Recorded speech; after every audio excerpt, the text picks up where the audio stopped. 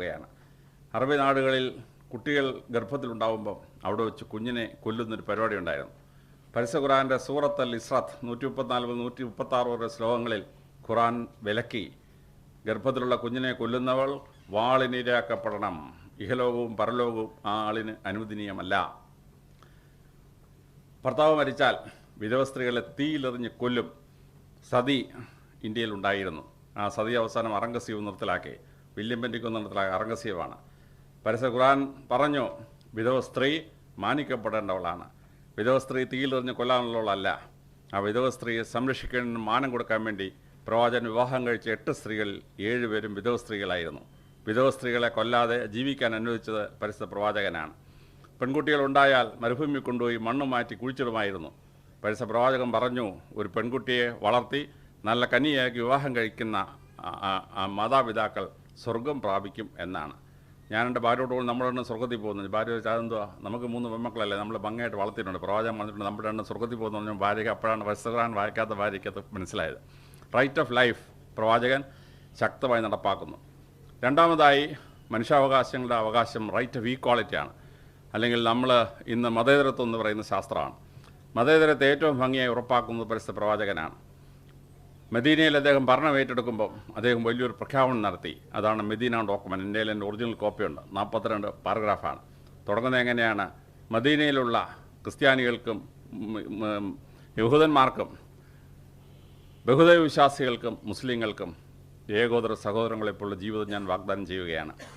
അവസാനം അറഫാ പ്രസംഗത്തിന് വിടവാങ്ങുമ്പോൾ പ്രവാചകൻ വീണ്ടും ശ്രദ്ധേയമായി പറയുന്നു, ഈ ലോകത്തുള്ള മുസ്ലിങ്ങൾക്കും യഹൂദന്മാർക്കും ക്രിസ്ത്യാനികൾക്കും ബഹുദൈവ വിശ്വാസികൾക്കും എല്ലാം ഏകോദര സഹോദരങ്ങൾ ജീവിക്കുന്നൊരു സമുദായം നമ്മളുണ്ടാക്കണം. ഇസ്ലാമിൻ്റെ ചരിത്രം അത് സൂചിപ്പിക്കുകയാണ്. ഇസ്ലാം ഈജിപ്തിലും ഇറാഖിലും വന്നു. അവിടെ ക്രിസ്ത്യാനികളുണ്ടായിരുന്നു. അവരുടെ പാത്രീസ് ബാവ 1400 കൊല്ലം കഴിഞ്ഞും അതുപോലെ അവിടെ ജീവിക്കുന്നു. ഹറൂൺ അൽ റഷീദിൻ്റെ പ്രധാനമന്ത്രി ക്രിസ്ത്യാനിയാണ്. ഇറാഖിലെ പ്രസിഡന്റ് സദാം ഹുസൈൻ്റെ പ്രധാനമന്ത്രി താരിഖ് അസീസ് ക്രിസ്ത്യാനിയാണ്. മുസ്ലിം സമൂഹങ്ങളിൽ അവർ മറ്റു സമൂഹങ്ങളെ പ്രൊട്ടക്റ്റ് ചെയ്തു. അക്ബർ ഭരണത്തിൽ വന്നു. അക്ബറിൻ്റെ പ്രധാനമന്ത്രി ബീർബൽ ബ്രാഹ്മണനാണ്. അക്ബറുടെ ധനകാര്യമന്ത്രി രാജാ തോണ്ടർമാൽ വൈശ്യനാണ്. അദ്ദേഹത്തിൻ്റെ സേനാനായകൻ രാജാ മാൻസിംഗ് അദ്ദേഹം രജപുത്രനാണ്. അറംഗസീബ് ഒരുപാട് ചീത്ത വിളിക്കുന്ന കേൾക്കുന്ന ആളാണ്. അദ്ദേഹത്തിൻ്റെ പ്രധാനമന്ത്രി തേജ് ബഹാദൂർ അദ്ദേഹം ഒരു ഹിന്ദുവാണ്. അറംഗസീബിൻ്റെ മിനിസ്ട്രിയൽ സ്റ്റാഫിൻ്റെ 85% ഹിന്ദുക്കളായിരുന്നു. അറംഗസീബ് 120ഓളം ക്ഷേത്രങ്ങൾക്ക് പൈസ കൊടുത്ത് പുനർനിർമ്മിച്ചു. മുഗൾ സാമ്രാജ്യം 500 കൊല്ലം ഇവിടെ ഉണ്ടായിരുന്നു. അവരുടെ UP-യിലുണ്ടായിരുന്ന 3 ലക്ഷം ക്ഷേത്രങ്ങൾക്കൊന്നും സംഭവിച്ചില്ല. എല്ലാ ക്ഷേത്രങ്ങളും സംരക്ഷിച്ചു. 700 കൊല്ലം ഗുജറാത്ത് ഭരിച്ചു മുസ്ലിങ്ങൾ. പക്ഷേ 700 കൊല്ലത്തെ ഭരണം കഴിയുമ്പം മുസ്ലിങ്ങളുടെ അംഗസംഖ്യ ജസ്റ്റ് 4%. വാളുപയോഗിച്ച് മതം വളർത്താൻ ഇസ്ലാം സമ്മതിച്ചില്ല. ഇവിടെ കുറേ വിവരം കിട്ടുമ്പോൾ പറഞ്ഞുകൊണ്ട് നടക്കണം, അമ്മൂസിങ്ങളെ കൊല്ലാൻ പ്രവാചകൻ പറഞ്ഞു. ശുദ്ധ അസംബന്ധമാണ്. യുദ്ധം നടക്കുമ്പോൾ ശത്രുക്കളെ കൊല്ലാനായിട്ട് പറഞ്ഞു, അല്ലാതെ അവിശ്വാസികളെ കൊല്ലാൻ പറഞ്ഞില്ല. മുസ്ലിം രാജ്യങ്ങൾ അമുസ്ലിങ്ങൾക്ക് പ്രൊട്ടക്ഷൻ കൊടുത്തു. ഇന്ന് കേരളം പട്ടിണിയില്ലാതിരിക്കുന്നത് ഇസ്ലാം അത് പാലിക്കുന്നതുകൊണ്ടാണ്. അറബി ദേശത്ത് നമ്മൾ 35 ലക്ഷമാണ് കേരളത്തിൽ നിന്ന് ആളുകൾ പോയി ജോലി ചെയ്യുന്നത്. കേരളത്തിൻ്റെ ആകെ ബഡ്ജറ്റ് 1 ലക്ഷം കോടി രൂപയാണ് ഒരാണ്ടിൽ.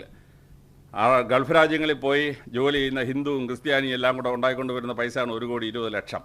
അമുസ്ലിങ്ങളെ തുല്യത കൊടുത്ത് ഇസ്ലാമിക രാജ്യം പ്രൊട്ടക്ട് ചെയ്യുന്നതാണ് കേരളം ഇന്ന് പട്ടിണിയിലാണ് നിൽക്കുന്നത്.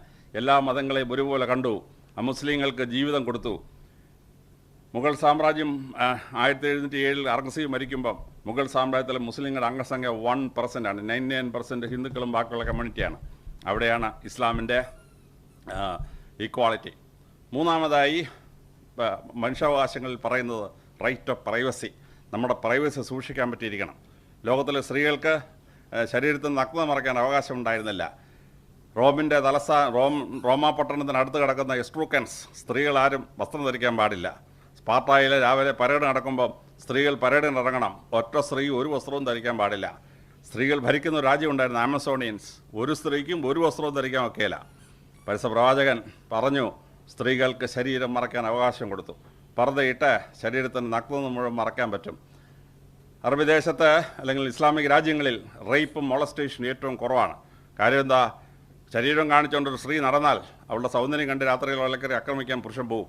ഇത് പർദ്ദയ്ക്കകത്ത് പോകുന്നത് ഹെലൻ ഓഫ് ട്രോയ് മുംതാസ് മഹലാണോ എങ്ങനെ കണ്ടുപിടിക്കുക? ഒരു രക്ഷയില്ല.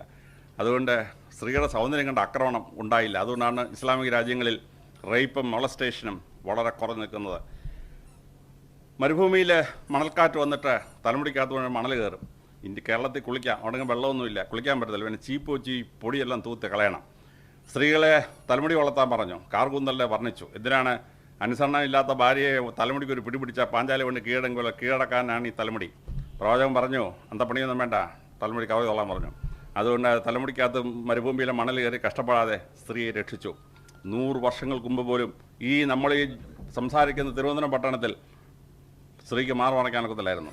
മാറ് മറച്ചുകൊണ്ട് പത്മനാഭസ്വാമി ക്ഷേത്രത്തിൽ കയറാൻ പോയ സ്ത്രീയുടെ മാറ് വലിച്ച് പറിച്ച് കളഞ്ഞ ചരിത്രം നിങ്ങൾ 1924 സംഭവം പറയുന്നത് 100 കൊല്ലം.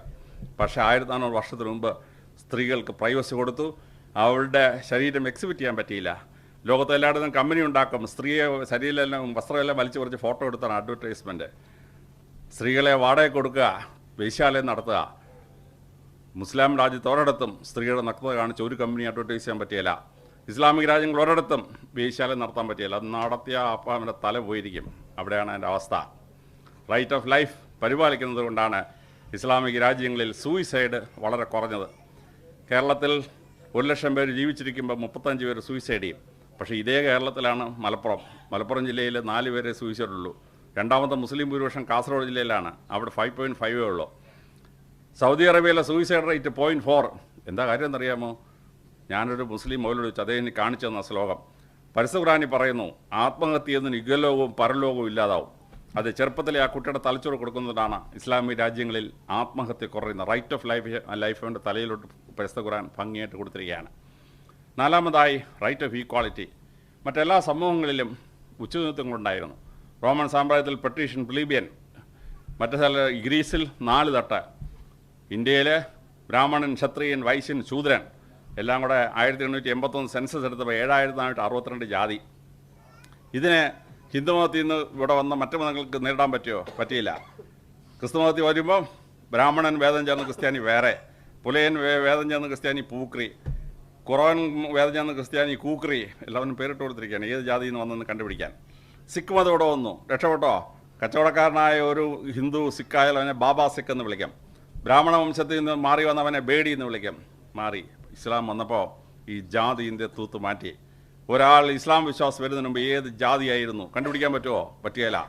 അറബി ദേശത്ത് ഓരോ ഗോത്രങ്ങളും ജാതികളും ഉണ്ടായിരുന്നു. ഇസ്ലാം വന്നപ്പം സർവ്വജാതിയും സർവ്വഗോത്രവും ഒന്നായി. ഈക്വാളിറ്റി കൊണ്ടുവന്നു. ഉച്ചനീതത്വം അബോളിഷ് ചെയ്തു. അവിടെയാണ് പ്രവാചകൻ കൊണ്ടുവന്ന അത്ഭുതമായ സംഭവം. പുറജാതിക്കാരെ മറ്റവരെ അടിമകളായി കരുതിയിരുന്നു. പ്രവാചകൻ മക്കയിൽ നിന്ന് മദീനയിലോട്ട് പോവുകയാണ്. വഴി കാണിക്കാൻ അദ്ദേഹം ഖുറൈശി ഗോത്രത്തിന് ആളിനെ എടുത്ത് ഒരു നീഗ്രോയെ കൊണ്ടുപോയി. നീഗ്രോ ആണ് മക്കയിൽ നിന്ന് മദീനയിലോട്ട് വഴി കാണിച്ചത്. പ്രവാചകൻ ആദ്യത്തെ മുസ്ലിം പള്ളി പണിഞ്ഞു. വാങ്ക് വിളിക്കാൻ വേണ്ടി ഖുറൈശി ഗോത്രക്കാരനാണ് എടുത്തത്. അല്ല, ഒരു നീഗ്രോയോട് പറഞ്ഞു, നീ കയറി വാങ്ക് വിളിക്കാൻ പറഞ്ഞു. നീഗ്രോ ആണ് വാങ്ക് വിളിച്ചത്. എല്ലാവർക്കും, എല്ലാ ജാതിക്കാർക്കും കൊടുത്തു. ലോകത്തെ മറ്റെല്ലാ ജാതികളിലും അടിമത്തം ഉണ്ടായിരുന്നു. ക്രിസ്ത്യാനികൾ ആഫ്രിക്കയിൽ പോയി 8 കോടി അടിമകളെ ഉണ്ടാക്കി. 4 കോടി അടിമകൾ ചത്തുപോയി അമേരിക്ക ചെന്നപ്പോഴത്തേന്. ക്രിസ്തുമതം അമേരിക്കയിൽ പോയി. അമേരിക്കൻ റെഡ് ഇന്ത്യക്കാരെ, ഇങ്കാസിനെയും മായാസിനെയും അസ്റ്റക്കുകളെ ആകെ അടിമകളാക്കി. ക്രിസ്തുമതം അമേരിക്കയിൽ ചെന്നപ്പോൾ 100 മില്യൺ ഉണ്ടായിരുന്ന അവിടുത്തെ ജനസംഖ്യ. ഇപ്പോൾ റെഡ് ഇന്ത്യക്കാരെല്ലാം കൂടെ 4 മില്യൺ ഉണ്ട്. 96 million people were killed and get enslaved. ഇന്ത്യയിൽ വന്നപ്പോൾ ജനസംഖ്യ ബ്രാഹ്മണൻ 1% ഉള്ളൂ. 1%. കഴിഞ്ഞ 77 കൊല്ലം ഇന്ത്യ ഭരിച്ച 47 കൊല്ലം ഭരിച്ചത് ബ്രാഹ്മണനാണ്. 1% ബ്രാഹ്മണനാണ്. 77 വർഷത്തെ 47 വർഷം ഇന്ത്യയുടെ ഭരണം നയിച്ചത് ബ്രാഹ്മണന്മാരാണ്. മുഗൾ സാമ്രാജ്യം ഭരിച്ചപ്പോഴോ ബ്യൂറോക്രസി 45%, 50% ബ്രാഹ്മണരായിരുന്നു. ഇന്ന് ഇന്ത്യയിലെ കോടതികളിലെ ജഡ്ജിമാർ, ഹൈക്കോടതിയിലും സുപ്രീം കോടതി ജഡ്ജിമാരുടെ 40% ഈ 1% ബ്രാഹ്മണനാണ്. UGCയുടെയും കണക്കനുസരിച്ച് നമ്മുടെ യൂണിവേഴ്സിറ്റികളിലെ വൈസ് ചാൻസലർമാരും പ്രൊഫസർമാരുടെയും 45% ബ്രാഹ്മണരാണ്. ശൂദ്രൻ കഷ്ടിച്ച് 5% ഉള്ളൂ. അവന് അധികാര സ്ഥാനങ്ങളിൽ പരുവം കൊടുത്തിരുന്നില്ല. ഇന്ത്യയിലെ ആകെ ജനസംഖ്യ 142 കോടിയാണ്. അതിൽ 27% 40 കോടി SC/ST ആണ്. OBCകൾ 54%. അവരെല്ലാം കൂടി ഏതാണ്ട് 80 കോടി. അവസാനം ഇന്ത്യയിലെ അടിമത്തം, ഈ OBCയും SC/STയും അടിമത്തം, തൊട്ടുകൂടാത്തവർ, തീണ്ടിക്കൂടാത്തവർ, ദൃഷ്ടിയിൽ പോലും വഴി നടക്കാനാത്തവരാണ്. കല്യാണം കഴിച്ച ആദ്യ രാത്രിയിൽ ബ്രാഹ്മണൻ വന്ന് ഡീഫ്ലവർ ചെയ്തെങ്കിലേ ആ പെൺകുട്ടിയെ ഭർത്താവിന് പ്രാപിക്കാൻ പറ്റൂ. ഈ അടിമത്തമാണ് ഇന്ത്യ നിലനിന്നത്. ജനസംഖ്യയുടെ 70% അടിമകളായിരുന്നു ജാതി വ്യവസ്ഥയുടെ ഭാഗമായിട്ട്. ക്രിസ്ത്യാനികൾ പോയിടത്തിൽ അടിമത്തം ഉണ്ടാക്കി. ഇസ്ലാം അടിമത്തം നിർത്തലാക്കി. അടിമകളെ മോചിപ്പിക്കുന്നതിനെപ്പറ്റി പരിശുദ്ധ ഖുർആൻ വ്യക്തമായ നിയമമുണ്ടാക്കി. ആ നിയമസംഹിതയിലൂടെ അടിമത്തത്തിൽ മോചിപ്പിച്ച് അവർക്ക് സ്വാതന്ത്ര്യം കൊടുത്തു. വിദ്യാഭ്യാസം ഇന്ത്യയിൽ ബ്രാഹ്മണന് മാത്രമേ വേദം കേൾക്കാൻ പറ്റൂ, ബാക്കിയുള്ളൊന്നും വേദം കേട്ടാൽ അതല്ല, ചെവിക്കാതെ ഈ ഒഴുക്കി കളയും. യൂറോപ്പിൽ പെട്രീഷ്യൻസിന് മാത്രമേ വിദ്യാഭ്യാസം ചെയ്യാൻ പറ്റൂ, ജനസംഖ്യയിൽ 10%. ഇസ്ലാം എന്ത് ചെയ്തു? എഡ്യൂക്കേഷൻ യൂണിവേഴ്സലൈസ് ചെയ്തു, എല്ലാവർക്കും പഠിക്കാം. അവരുടെ യൂണിവേഴ്സിറ്റികളിൽ പോയി പഠിച്ചു. പണ്ഡിറ്റുകൾ ജാതി നോക്കാതെ വിദ്യാഭ്യാസം കൊടുത്തു. കേരളത്തിലെ സാക്ഷരത 2%. ഒമാനിൽ 4 മുസ്ലിം പണ്ഡിതന്മാർ വന്ന് കോഴിക്കോട് പാളയം മോസ്കിൽ താമസിച്ചു. അവരാണ് ആദ്യമായി വിദ്യാഭ്യാസം കൊടുത്തത്. ഭാഷയുടെ പിതാവാണ് എഴുത്തച്ഛൻ. എഴുത്തച്ഛനെ ഇന്ത്യ ഇവിടെ ആരെങ്കിലും പഠിപ്പിച്ചോ? ഇല്ല. മുസ്ലിം പൈസ കൊടുത്ത് എഴുത്തച്ഛനെ തമിഴ്നാട്ടിൽ വിട്ട് പഠിപ്പിച്ചു. അങ്ങനെ എഴുത്തച്ഛന് സാക്ഷരത കിട്ടിയത്. നമ്മുടെ മലയാള ഭാഷ ഉണ്ടാവാൻ കാരണഭൂതം ഒരു മുസ്ലിം പണക്കാരനാണ്. പക്ഷേ ഇസ്ലാം എന്ത് ചെയ്തു? സർവർക്കും വിദ്യാഭ്യാസം കൊടുത്തു. അവർ ബാഗ്ദാദിലും കെയ്റോയിലും ഒക്കെ ഭയങ്കര യൂണിവേഴ്സിറ്റീസ് ഉണ്ടാക്കി. അങ്ങനെ അന്ധകാര യുഗത്തിൽ നിന്ന് ലോകത്തെ പുറത്തേക്ക് കൊണ്ടുവന്നത് ഇസ്ലാമിക വിദ്യാഭ്യാസ സമ്പ്രദായമായിരുന്നു. റൈറ്റ് ഓഫ് എഡ്യൂക്കേഷൻ കൊടുത്തു, റൈറ്റ് ഓഫ് ഹെൽത്ത് കൊടുത്തു, റൈറ്റ് ഓഫ് ഈക്വാളിറ്റി കൊടുത്തു, റൈറ്റ് ഓഫ് ലിബർട്ടി കൊടുത്തു, ലൈറ്റ് ഓഫ് ഫ്രീഡം കൊടുത്തു. UNOയുടെ മനുഷ്യാവകാശ പ്രഖ്യാപനങ്ങളിലെ ഓരോ പ്രകടനം നോക്കിയാൽ മതി. പരിശുദ്ധ ഖുർആൻ വായിക്കുമ്പോൾ അത് എവിടെ നിന്ന് മാത്രം കണ്ടുപിടിച്ചാൽ മതി, കൃത്യമായിട്ട് മനസ്സിലാക്കും.